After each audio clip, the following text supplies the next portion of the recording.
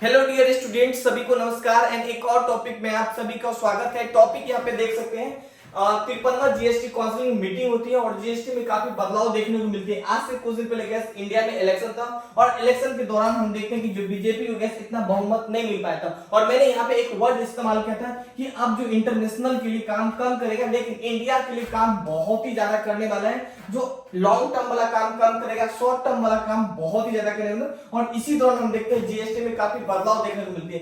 सो एक एक करके काफी कुछ यहाँ पे देखने वाले। मैं हूं रितेश सिंह, गैस आप मेरे चैनल को सब्सक्राइब कर सकते हैं एंड सो थोड़ा आगे बढ़ते हैं और यहाँ पे देख सकते हैं 53वां जीएसटी काउंसिल मीटिंग। ये 53वां था। पहली बार कब जीएसटी काउंसिल मीटिंग हुई थी तो पहली बार बात करेंगे गैस 22 और 23 सितंबर को हमें मीटिंग देखने को मिलती है 2016 में पहली बार यहाँ पे, और अभी से लेके लगभग 53 बार हो चुका है मीटिंग। मतलब ये जीएसटी मीटिंग कभी भी जब मन करे ये मिनिस्टर को तब वो लोग क्या करते हैं जीएसटी मीटिंग कर लेते हैं। इनका कोई फिक्स डेट नहीं कि हर साल होना है, साल में 2 बार भी हो जाएगा, साल में 3 बार भी हो जाएगा। क्योंकि आप देख सकते हैं साल 2016 में पहली बार मीटिंग हुई थी सितंबर 22 और 23 तारीख को और अब से लेके अभी तक 53 मतलब 53 बार मीटिंग हो चुका है और आगे भी होता चलेगा यहाँ पे।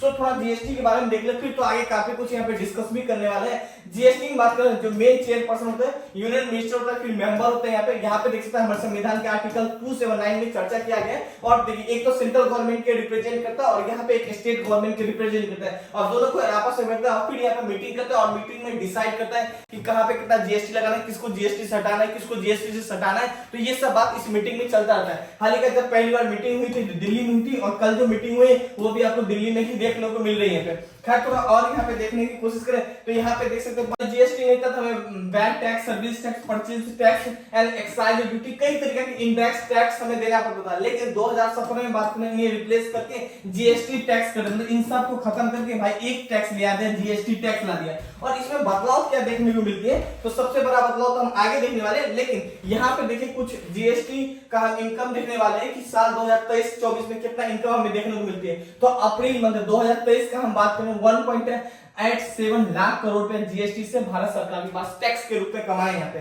सबसे। इनके बाद मई में देखिए 1.57 कम गया यहाँ पे, फिर 1.78 मतलब थोड़ा सा चेंज वगैरह होता रहता है। लेकिन इसके बाद यहाँ पे आप आ जाइए मार्च 2024 का बात करें 1.78 लाख करोड़ रुपए कुछ जीएसटी से इनकम कमाया यहाँ पे भारत सरकार यहाँ पे।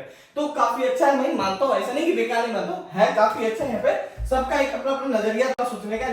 लेकिन यहाँ पे आप देख सकते हैं पेट्रोल और डीजल में 20 रुपए लीटर तक घटाया जाएगा, मतलब इनको भी जीएसटी के अंतर्गत लाया जाएगा यहाँ पे। अच्छा इस मीटिंग में चर्चा किया गया, अभी लाया नहीं गया लेकिन लाया जाएगा यहाँ पे। और लाने के बाद क्या होगा 20 रुपए लीटर कम हो जाएगा। अच्छा किस रुपए कम होगा तो पहले यहाँ पे देख लीजिए पेट्रोल और ये है डीजल। यहाँ पे पहले हमें बेस प्राइस क्या है, बेस प्राइस हमारे भारत में 55। अच्छा सबसे पहले आप ये समझ लीजिए कि हमारे भारत में है ना 85% तेल है ना बाहर से इंपोर्ट होके आता है। जैसे कि रसिया से मंगा लेते हैं, गल्फ कंट्री से तेल परचेस कर लेते हैं। अभी मैक्सिमम पे क्रूड ऑयल हम कहां से, रसिया से ही तो परचेस करें बहुत ही कम रेट में यहाँ पे।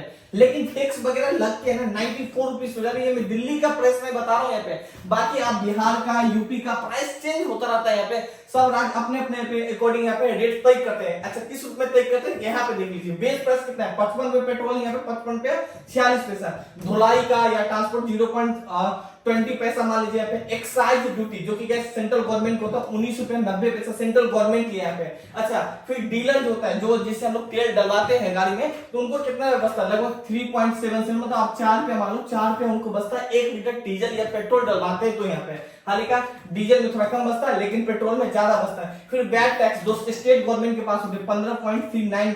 अब ये सब हट के ना सिर्फ जीएसटी आ जाएगा ना तो फिर क्या मान लीजिए जीएसटी में हम कितना स्लैब है 5%, 18% यहाँ पे 12%, फिर 28%, 4 स्लैब है। कोई एक स्लैब यूज करके लगा देगा यहाँ पे, सब कुछ 18% लगा देगा यहाँ पे, फिर भी 20 रुपए लीटर तो कम हमको दिख ही जाएगा यहाँ पे।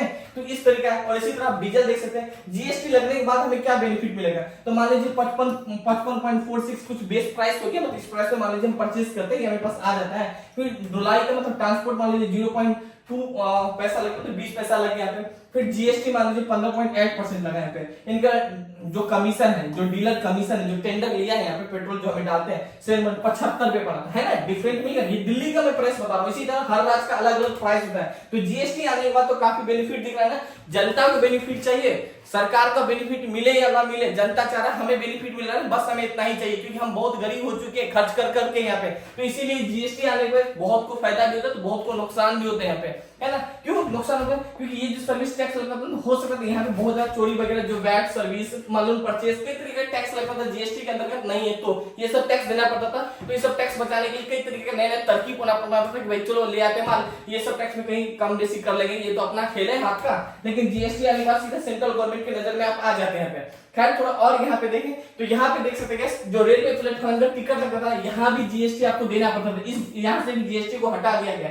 इनके अलावा भी बहुत सारे जगह से जीएसटी को हटा दिया गया, जैसे कि यहाँ पे रेलवे स्टेशन पे बैटरी वाला गाड़ी होता है, एक स्थान से दूसरे स्थान तक ले जाता था तो वहां भी जीएसटी देना पड़ता था, इनको भी जीएसटी से हटा दिया गया। मिल्क के काफी सारा प्रोडक्ट आप लेते थे, है ना, वहां पे जीएसटी फिक्स कर दिया 12%। पहले क्या पता है अलग अलग तरीका के प्रोडक्ट पे अलग अलग प्राइस तय किया करता था, सबको हटा के 12% कर दिया गया पे। फायरिंग स्प्रिंकल्स पे बात पे 12% कर दिया, सभी सोलर कुकर पे 12% तय कर दिया, कार्टून बॉक्स पे पहले 18% था 12% कर दिया गया पे। इनके अलावा भी काफी सारा प्रोडक्ट पे चेंज किया गया जीएसटी यहाँ पे। खैर ये अच्छी बात है, यहाँ पे होना भी चाहिए यहाँ पे, है ना, क्योंकि अब लॉन्ग टर्म नहीं अब शॉर्ट टर्म के लिए भारत सरकार को सोचना पड़ेगा यहाँ पे, और जरूरी भी था यहाँ पे, हर चीज बैलेंस बना के ही चलना होता है कैसे यहाँ पे। सो कुछ ये था, आगे कुछ और भी अपडेट आएगा तो हम देते रहेंगे। अगर आपका भी कोई ओपिनियन है तो बेझिझक कमेंट बॉक्स में दे सकते हैं, हमें सब्सक्राइब कर सकते हैं, हमें सपोर्ट कर सकते हैं, अपने फ्रेंड को भी शेयर कर सकते हैं। Thank you, have a nice day और अपना ख्याल रखें।